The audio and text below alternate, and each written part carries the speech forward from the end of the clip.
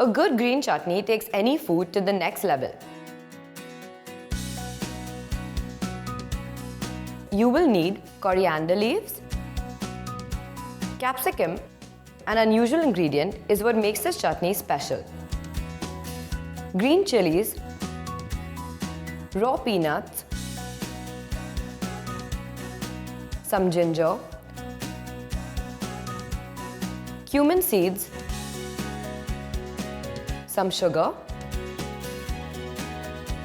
yogurt, salt. Close firmly and give the ingredients a good blitz. Grind it coarse or fine as per your liking. Ensure everything is being mixed properly. Finish with a drizzle of lime juice. Your tasty green chutney, fresh from the Glamrs kitchen, is ready to enjoy.